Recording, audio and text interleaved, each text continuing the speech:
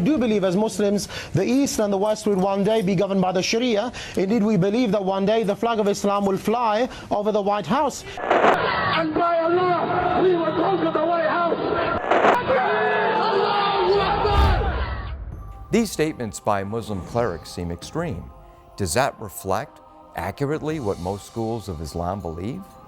The goal of Islam in the teachings of the Quran and the teachings of Muhammad, the Prophet of Islam, whose teachings that are considered authentic by Muslims are normative for Islamic law and practice, are consistent in teaching that it is part of the responsibility of Muslims to wage war against unbelievers and to subjugate them under the rule of Islamic law, and to make them pay tribute to the Muslims and to accept various humiliating and discriminatory regulations if they want to continue to practice their faith. They never enjoy equal rights with the Muslims.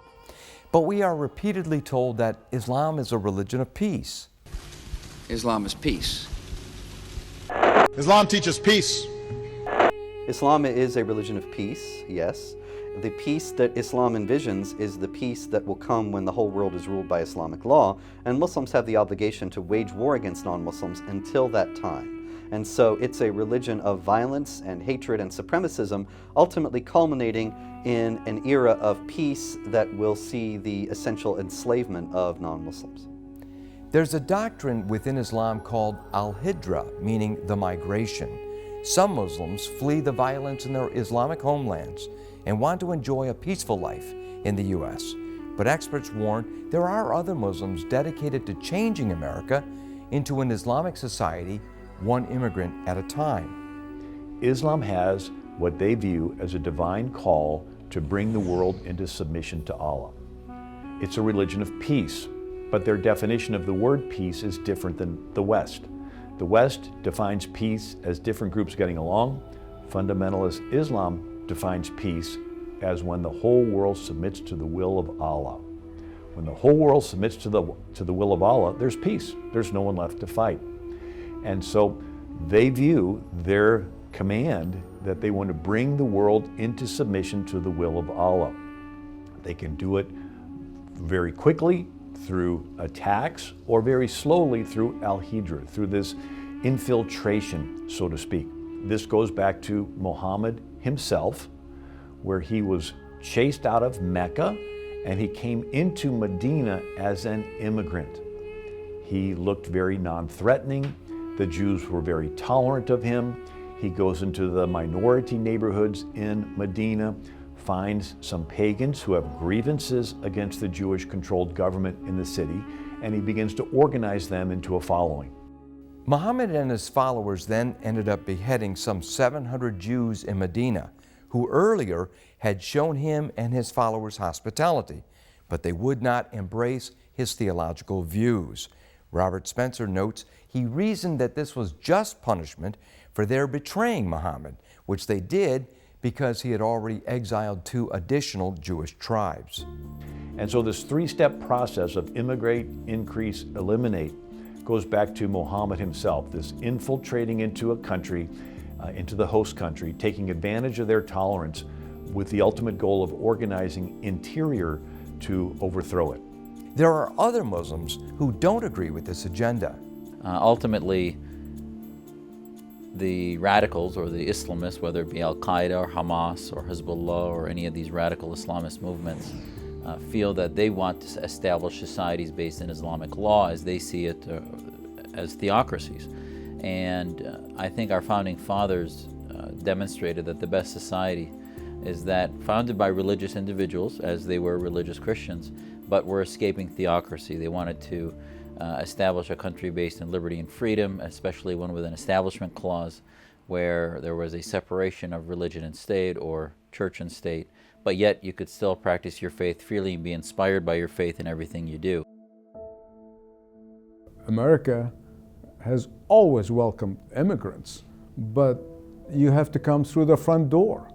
And when I came as an immigrant many years ago, I had to provide, even though I really was not working because I was young, tax that I don't owe the country of my origin any taxes, and that I had to go through medical physical examination, not by my doctor, but by the embassy doctor.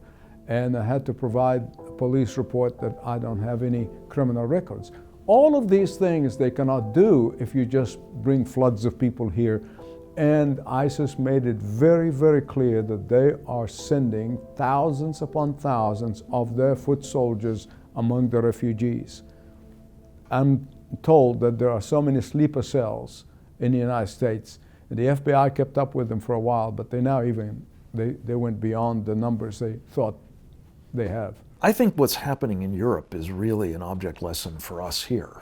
We're not facing at the moment, partly because of geography, anything like the flows of so-called refugees or migrants. People making what I think of as the hijra, the term used by the Muslims that goes back to Muhammad's time when he migrated from Mecca to Medina. Ever since, it has been one of the techniques of spreading the faith to migrate or colonize.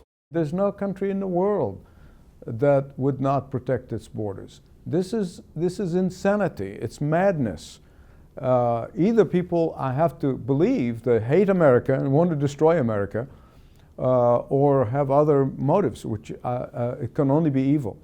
Because the scripture is very clear. In Romans 13, it says that the government is to protect the citizenry. They're not to get involved in, it doesn't talk about anything else, education or that or the other thing. It's to protect that's the number one job, is to protect the citizens of the country. And unfortunately, those people who claim to believe the Bible in leadership, they're not obeying that part of the Bible.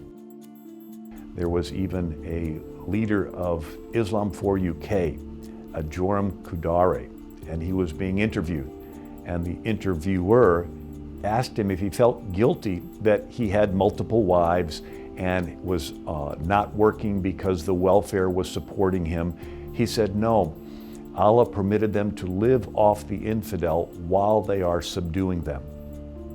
So it had sort of a parasitic type of attitude where they can live off of the host country, where their goal is to eventually eradicate the host culture and supplant it with Islam. Islam is not just a religion. Islam is a political and social system, and it's a repressive and supremacist political system that is in contradiction to the U.S. Constitution in numerous ways, including extinguishing the freedom of speech, the freedom of conscience, the principle of the equality of rights of all people before the law. And so, consequently, we have to fight its political manifestation, or we're going to lose those freedoms.